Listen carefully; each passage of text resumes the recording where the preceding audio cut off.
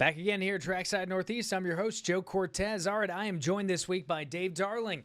Dave, pleasure to have you in here. First of all, congratulations, 9-time drivers champ over at Seekonk, the most ever. That's amazing. So congratulations on that for this year. Thank you very much. Glad to be here. Yeah, it's going to be a fun time. We're going to talk a little bit about your story. And, you know, Pat Little just walks in here, and it was the most Rhode Island thing we've ever seen. You two hit it off because, what was it, your grandfather knew each other? My grandfather and his dad. Yeah, his dad's a real estate agent in Seekonk, and my grandfather did a lot of business in Seekonk, and his office was backed up against some land that we owned. So they knew each other for a long time and sold a lot of stuff together. What are the chances? So we tried to get Pat to stay, but he's got to get going. He's got a little busy, so we'll get him in here sometime. But Dave, let's start off right off the bat. So you've got a family history with racing all throughout Seekonk and the Northeast here. Can we talk a little bit about, you know, where it started? Was there ever anything that wasn't in the cards? I mean, like when you look at it, you're married into it. You go to a racetrack and all of a sudden you smell everything and you get involved and then you're hooked. But like, you know, was there any other thought when you were younger that you were not going to be a racer? No, there definitely wasn't. I don't remember when my earliest racing. Actually, I probably do remember my earliest racing memory. My dad had race cars. I don't remember him with race cars that raced at Seekonk. I remember him with road course cars. So he had a Mini Cooper with a roll cage. He had a Capri, maybe a 1980 something Capri that they used to road race, and then he had a old IROC car that we had two IROC cars at one point, 1978 IROC cars, and my dad and my grandfather would kind of co-race it, and they go to Lime Rock and all throughout the country, and that car was in our garage when I was a kid. I was probably 4 or 5 years old, and I remember being in the garage and they're working on the car, and then they started it up, and I might have been 3 or 4, and I went inside crying because it was loud. You know what I mean? And after a while, though, the smell would kind of make it into the house. And even today, we start up a car in the garage, and you realize why you do it, because it's the sound, it's the smell. You know, I have more fun just driving the car with no one else out there than sometimes I do racing. So, do you get in that zone when you get out there, that kind of just like when you're just sitting there and everything's going smoothly and going around and you kind of just like all those thoughts? Because I have a similar thing for me. For me, it's baseball. I still play baseball to this day. I played in college. I got out. I never stopped. And when I'm on the field, nothing, all the stresses in life that happen, they don't bother me. Do you get kind of that similar feeling when you're inside and racing around? Yeah, you definitely do for sure. It's a lot easier when you're out there by yourself to get in that zone and kind of enjoy it. When you're out there with other cars, you know, obviously you don't think about anything but what you're doing. But then the other cars, other people, sometimes something happens, and then that puts a little bit of stress on you for that moment. So we'll get into that conversation a little bit too, because I want to talk to you about, you know, with your years of experience and your winning and everything, you know, you see a lot of the young drivers come up, and we'll get into it a little bit about how you handle going around, what kind of the mentality is around that when you're driving around. But, you know, we know how it started. We know where your family comes in with it. I mean, was there one person in particular that was very influential during this? Father, grandfather, girlfriend, parent, anyone? Yeah, I mean, you know, my mom, I'm sure, would rather I not race, but she understood it was part of kind of what was kind of to some degree what was going to happen. I mean, I've loved racing ever since I can remember, watching it on TV, watching it with my dad, going to races with my dad and my grandfather. My grandfather, I don't remember him racing when he raced a lot. He would always say he worked hard to play hard, and he would race and then get out and work and then race, you know. And so different points throughout his life, he would have race cars and then wouldn't. My dad was instrumental by far, because when my dad went racing, my grandfather made him kind of pay his own way. My dad said, I was trying to get my dad to get me into racing for years, quarter midgets, whatever. He opened the Seekonk Grand Prix in 1991, 92, and so that was kind of like my testing grounds where, you know, I get to go on go-karts and kind of mess with those all the time. And then I think it was in 90, I think it opened in 88, 91, 92. We moved to where we are now, the Seekonk Grand Prix, and they had a slick track. And so that was like dirt track racing. And so I would just spend hours on there racing guys like Freddie Estelle, Rick Martin would come, and then they'd all come in because it was like racing but not racing, right? Yeah, you you can be competitive. And we had on Sunday mornings for years, we'd have about 10, 15, 20 guys that would show up, and my dad would set races out there with lining guys up and handicapping them, and so I kind of learned how to race a little bit initially doing that at 12, 13, 14 years old against those guys. And, that was a really good experience. And I wanted to go race, quarter midgets, things like that. But my dad was busy working and, it wasn't something I could do on my own. So around 16, 17, and somewhere in that vicinity, he was always involved in racing, helped start the truck series at Seekonk Speedway with Mark Auburn and Billy Clark and Rick Harris, Bill Benz. They were kind of instrumental in the S10s of the truck series, and so they built the first test truck in the series, one of the first ones. So I started out in the trucks, and my dad says, well, you want to go racing? We'll build a truck. And I was very cheap. I didn't like spending any money. And, if I had a $100 bill in my pocket, I just wouldn't buy something because I didn't want to break it. And so his way of making sure I was actually willing to do it and put the time and energy in was to say, we'll go racing, but you gotta pay for half of it. And I had money saved up from working for him. And so, I paid for half the truck, and that was kind of where it started. And, and he's spent a lot of money and a lot of time with me learning how to race. And then, once I kind of got older and got to a point where I needed to make a decision, racing wasn't going to be it. I kind of went, and he helped me get the team together we're doing now with Gary Johnson from Johnson Landscaping and Ronnie Pond. And Ronnie Pond got inducted to the Hall of Fame, and they've been friends for 40 years, maybe even longer, maybe 50.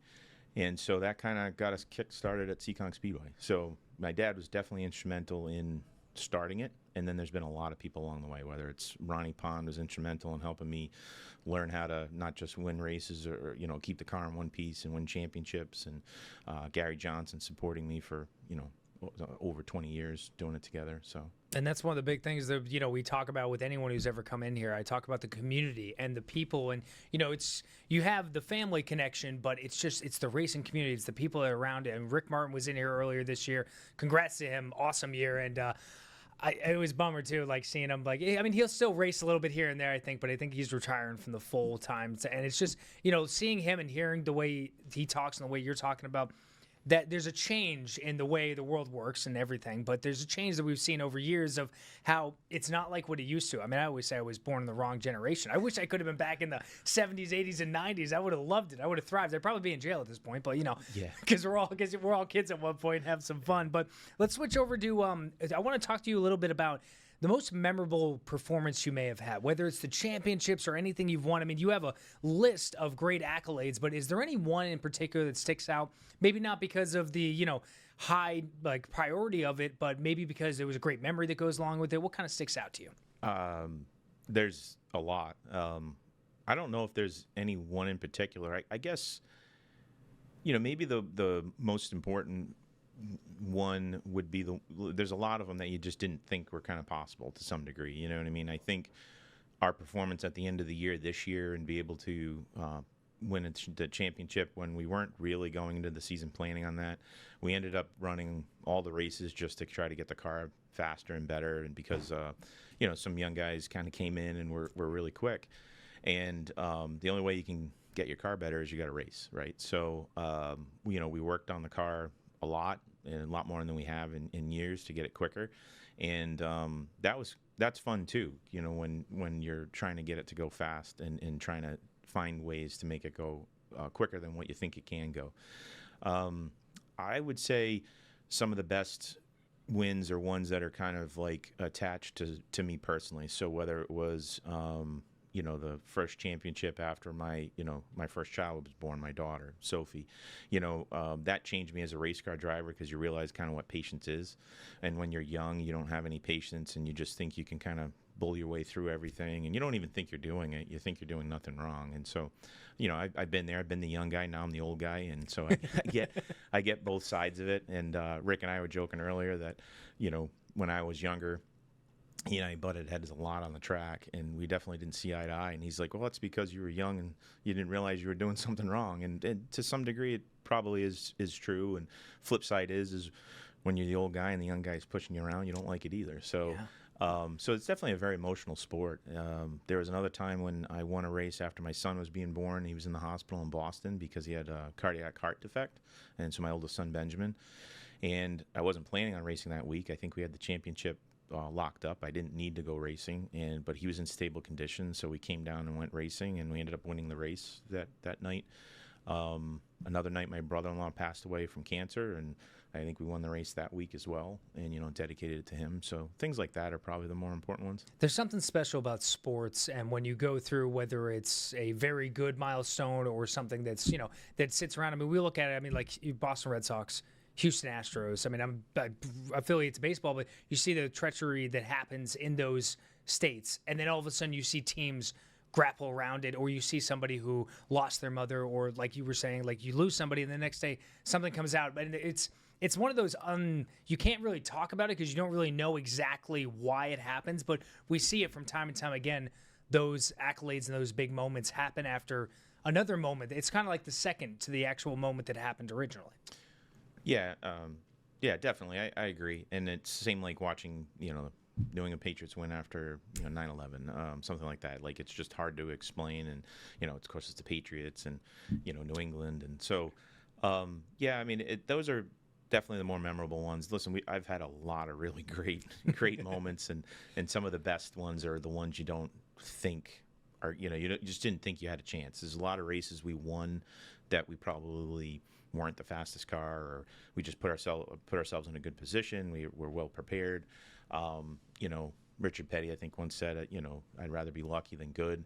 To some degree, luck is when preparation meets opportunity. You know what I mean? And so you're prepared to take advantage of a situation, and that creates kind of your own luck to some degree. So, I remember back to 2011, we won a pass race, and I think it was Rick Martin and Derek Ransom took off. And, I'm running third, and I couldn't even see him.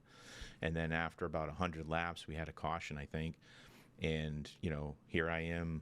Now all of a sudden, I think one of them got a black flag, and I ended up on the outside of Derek Ranstrom and got past him on the outside and won a pass race, in 2011 on a night we showed up, weren't even really planning on racing. We just figured we'd bring a car and see what happens.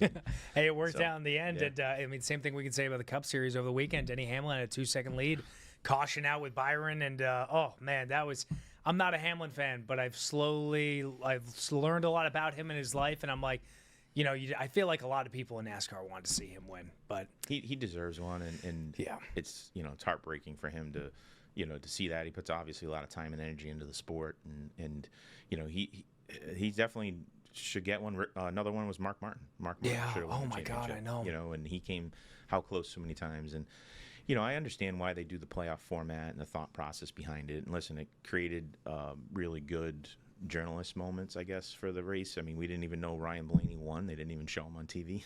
They just showing Kyle Larson and Denny Hamlin. And similar reason why Seekonk went to this format. I mean, in reality, Jacob Burns would have won this championship in the old format, and then I think the first year they went to this format, I would have won the championship. So, got to kind of race around the rules we have and make the best of it. I don't love, racing. I grew up racing. I grew up watching racing. And it's usually a collection of races and who puts together the best season. And that's just the way I grew up with it. And a one-race playoff format, especially for the Cup guys, where you're going to different tracks every week, is a little bit insane to some degree. It's really a crapshoot. Yeah, I mean, you look at it, too, and we got to go to break real quick, but, I mean, you look at every other sport. I mean, outside of football, every other sport is a series, and it's based off of, at least that's a series at the end of it where, like you were saying, I grew up with the two. It's the whole season. It's what you do throughout the season. But we'll be back in less than 2 minutes. We're going to talk to Dave a lot more about his career and get a little bit of, I want to talk to you about what the mentality of racing next to the younger generation, now that you've surpassed and you've gotten to the experience side of things, and what we tapped on and talked about a little bit beforehand. But we'll be back in less than 2 minutes with more right here on Trackside Northeast. All right, back here again with Trackside Northeast. I'm your host, Joe Cortese. All right, Dave, let's get into a little bit of the conversation before we left off with, talking with fans. You got the young guns coming up in the sports, but how do you take your experience and channel it into the track? And do you have any other nerves or sort of heightened awareness when you're racing younger drivers that maybe, have no fear or are going after it or don't really know all the things, the unwritten rules you're supposed to follow and things like that? Yeah, I mean, listen, a lot of the guys coming up now, they've been racing almost as long as I have to some degree. They might be 20 or 25 years old and racing for 10 or 15 years already, because Seekonk's done a great job creating, Friday night feeder divisions, legend cars. I think anybody that drives a legend car has unbelievable car control. I've never driven one, but from what I understand, they're very difficult to drive. So, there's a lot of really good drivers coming up through. And I only really race at Seekonk. A lot of it is just ease. You don't need the crew to travel. A lot of it for me is, close to home, a lot easier for work and scheduling with kids and things like that. And I did the traveling around, and I don't know, I don't love it. I don't need to kind of travel around, run different tracks.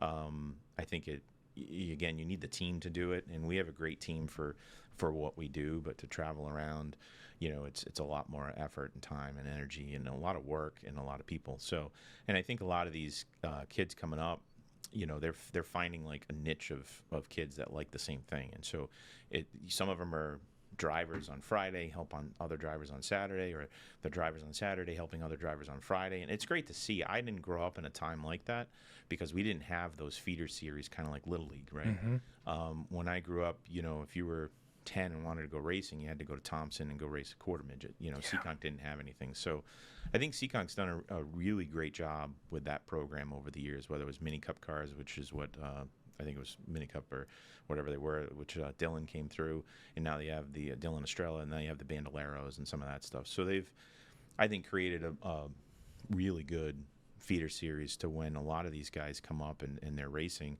They don't have much of a learning curve, honestly, because they're already figured out how to race. Anybody can. I always say anybody can kind of drive a car. Some people can go fast, some people can't. But racing's a whole other animal. And once you put a bunch of cars out there, figuring out what to do, when to do it, and how to do it in a certain way, where you're not wrecking yourself and other people is the key. And I think a lot of times you're racing out there with 10, 12, 15, 20 other people, and you can be all for you, but you got to do it you're racing these people every week. And so eventually you learn how people race, and you learn who races which way, and who gives respect, who takes respect. And a lot of it isn't so much of how fast you are, or how fast your car is. It's a lot of it is how the races play out. And you're racing with a bunch of other people, and if you race them well, they'll race you well. If you don't race them well, they won't race you well. And it's almost like building relationships without actually trying to do that, in a sense. Yeah, and I mean, you can go there with the mentality that we don't need friends. I bring my own friends, right? But at the end of the day, a lot of what controls how well your race goes is how well guys race you, no matter how fast you are. Unless you're so fast that you can blow by them before they know you're there, that other person controlling their car is detrimental to how well your race goes. Absolutely. All right, so let's talk a little bit about money aspects and sponsorships. How much does that play a role in this, and how much have you seen it change over the years? I mean, everything becomes more expensive, especially when you're talking about stock cars, aftermarket parts, anything you have to get that car on the racetrack. How is the money aspect? What have you learned throughout your years? I mean, we're fortunate enough that we can afford to do whatever it is we want to do, which is great. We have a good team with myself and my dad and Gary Johnson, and so, from a money aspect, we're very fortunate where we all enjoy doing it, and so we don't mind putting our money in to pretty much blow it, because you're not going to make it back. Yeah. So, we can call it advertising, but is it really? It's definitely a factor, and I think that's where these Friday night divisions and things like that can come in, and there's different divisions, and the track does their best at trying to maintain, cost control to some degree. I think the more we try to maintain cost control, the more it makes the cars and the drivers kind of all the same. It makes everything kind of like, kit car racing or IROC racing. It takes a lot of ingenuity out of it. I mean, Rick Martin is a last of the Mohegans to some degree, where you can build your own car, you can race your own car, you can put it all together, and you can make a living racing, and you can't do that anymore. The technology on these cars have gotten, especially the pro stocks, have gotten to a point where, the super late models, where have gotten to a point where, it takes a certain amount of technology and understanding and a certain amount of experience to figure these things out. And and they're trying to put the genie back in the bottle to some degree with the pro stocks, and you really can't. Like, the genie's kind of out of the bottle, and they're going to different divisions, whether it's street stocks or whatever. They're going to spec shocks, and it creates probably great racing for the fans. But if you like to tune on cars and find out how to make it go fast, it really handcuffs you in your ability of what you can do for ingenuity. And it's the same in the Cup Series, and I think it takes some of the fun out of it for sure. But I understand it. It's just balancing it out. Yeah, and it's all about balance. And I mean, we see it in every series you look at it. You're starting to see, what the top 5 cars are, and then kind of the middle 5 to 15, and then you go throughout. I mean, you look at like the top Cup Series, Hendricks, Joe Gibbs Racing, all those cars, no matter what, they're in it to win it at the end of the race, and that's where it comes down to. The other thing I wanted to switch over to was the family and the crew. How do you get when you first started off? How did your crew kind of come about? Do you go through like a process of choosing them, or were they friends, or like how does it all work? Well, I think I don't know how other teams work. With me, it was more, my dad had some friends that liked racing, and I always kind of hung around with the older crowd, or my dad's friends, I guess, if you will. And so it kind of started there. It's a lot of time. It's a major time commitment. It's probably, you can call it a hobby, but it's really a second job. And I don't care who you are and if you're paying people to work on the car or not. There's still a time commitment to it, and it's a lot more than most other hobbies.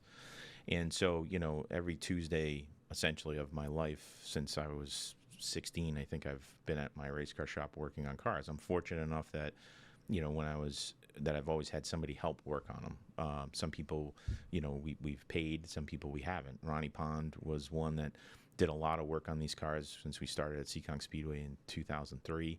And, he could get paid or could have gotten paid by many people, and he wouldn't take money because he wants to be able to make his decision and walk away if he wants, without any kind of strings attached. And he doesn't like, the new way of racing, which is, buy it and put it on, right? He likes the old school style where you make everything and you build it all by hand. And he used to build his own motors and build his own cars and, build everything with junkyard parts, and then eventually, buy parts and pieces as needed. But so for me, it's kind of evolved over the years where when we started with him, he had a couple guys he taught in high school.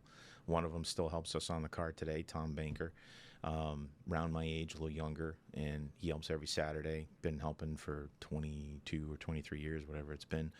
And then Gary Johnson's worked on the car for years. Then we've had a couple other people through the years kind of come and go, and some family or some like Kevin Rodriguez that's helps us on the car. He just kind of live in a similar area, had similar friends, so he comes and kind of helps. Couple other people that help on kind of when they're not racing. So like Vinny Aragano will help us work on the car if he's not racing. And then Jeff Bellier, who worked for Ricky when he first started racing, helped Ricky on his car way back when. And he's kind of the brains of the operation now. And we are fortunate to have him work on our car. It is a paid position for him. But it was one of those where for me it was either, okay, I need to retire or I need to have somebody help us figure this out, because it is hard to figure these cars out, and I don't have time to put the energy behind it in the mental space. I think for him it's a 24 hours a day, 7 days a week mental exercise of how to get the car to go and how to make it quicker, and I'm able to focus on work, which makes my money, and but when you do race, and to do it well, you still think about it most of the week. Oh yeah, absolutely. I mean, I'm sure racing never really leaves your mind. It may go in the back seat a little bit, but it never leaves. So, hey, we'll be back in less than 2 minutes, and we'll have some more conversation with Dave here, talk about where you can follow his racing career and some advice he may have for the youngsters out there. We'll be right back. All right, we're back. So let's be quick with it. Only got a couple minutes left. So what advice would you give to a younger driver who is either in the sport, very new, or wants to get into it? Any advice that you wish you could tell them that maybe either you didn't know early on or something that you learned throughout your career? Yeah, for sure. I mean, I was fortunate to be surrounded by people that knew racing, and my dad knew people that knew racing to put a good car around me. And that's a key component. In order to be able to learn how to drive, you got to have a car that can kind of handle. So I think some of it is just talking to the right people. The sport's really pretty good, and when you're first coming into it, there's a lot of people that You don't think if you go up to them they'll help you, but they will. You know, whether it's veterans, whether it's crew chiefs, whatever. I mean, at the end of the day, the sport's only going to survive as long as we help each other, and there's cars there, right? Fans are an integral part of it, but the cars showing up and racing are what help the fans come and kind of help the sport. So I think if you're looking to get into racing, it's a lot easier than you think. A lot of times it just takes money. I think, you know, if you pick a division and then talk to somebody that's kind of running up front, or look for a car that, you know, ran up front and kind of start there. You know, I think if you're a young kid looking to get into it, you know, in the Sierra division and stuff like that, listen, it's an up and a down. It's the highest of highs, it's the lowest of lows, and the only thing you can do is just don't make the same mistake twice. You know, learn from it and move on. That's a great piece of advice. All right, so hey, anyone who, if they want to follow your racing career, you got any events coming up, anything? Because we were talking earlier, you guys are getting back into it around April, May is when you'll start practicing. But any events, where can they find you? I know you got a Facebook page and a couple other, but anything like that? Yeah, you can follow us at Dave Darling Racing on Facebook. I think there's a TikTok. Diane Lopes, my girlfriend, runs it. So we're not. I mean, you know, it is truly a hobby for us, and so it isn't something that we're actively promoting regularly on a regular basis. But you know, I think no events that I'm really aware of. We have obviously the Seekonk Speedway Championship Award Banquet that we'll be attending and going to, and you know, shout out to Seekonk Speedway and Dave Auburn. You know, we don't always see eye to eye, but he has the best interest of Seekonk Speedway and his family who've run it for years, and you know, they do their very best. And listen, just like anybody else in business, do we always get it right? No, but they're doing it for the right reasons, and they're trying to keep a track alive and keep the track here for us to enjoy. So you know, we'll be going to that, and WaterWiz sponsors our car, Seekonk Grand Prix, Moonshine Alley in Providence, you know, and so enjoy some of those spots that support us. All right, so we'll get geared up for next season. It's going to be a good one. Will you make it to the 100th season racing? Will I make it? Yeah. Oh, I don't think so. No? No, I don't think so. Would you come back? Say you retired and you finished up. Would you, if they had a 100th season, would you come back? I'd be 66. Yeah, I could see you doing it. Yeah, probably. I mean, listen, I didn't think I'd be racing even still now, but it's, you know, we did a part-time deal, and I have all the stuff, so it's hard to kind of leave it in the garage. Yeah. When you have it all and you have all the stuff there ready to go. So, listen, I think Seekonk will make it 100 seasons. I don't know if I'll be there. You know, Rick might come out for that 100th season and go racing. So, oh, that would be great, man. Well, we can wait for it. 80th season. You got 9 times winning drivers champion Dave Darling joining us on the show, and Dave, was appreciated. Thank you for coming in. It's been great bringing in the community and being able to talk to both drivers who are successful just starting off. It's really been helping the show out and getting the stories out, because everyone's got their own unique story around tracks, especially Seekonk. Yeah, no, I appreciate it. Thank you for the time, and appreciate what you're doing. It's great for the sport. Yeah, it's going to be fun. We got a lot coming up. We got a lot of good things coming up, too, that we'll tease ahead. I'm Joe Cortese. If you want to hit me up with any sort of questions, comments, concern, you can shoot my email, jcortez@WPRI.com. Sometimes I don't get back on Facebook as much. I'm not that great on social media. I was born in the wrong day and age, as I was saying earlier. So, Dave, appreciate you coming in. Thank you very much. We'll see you next week.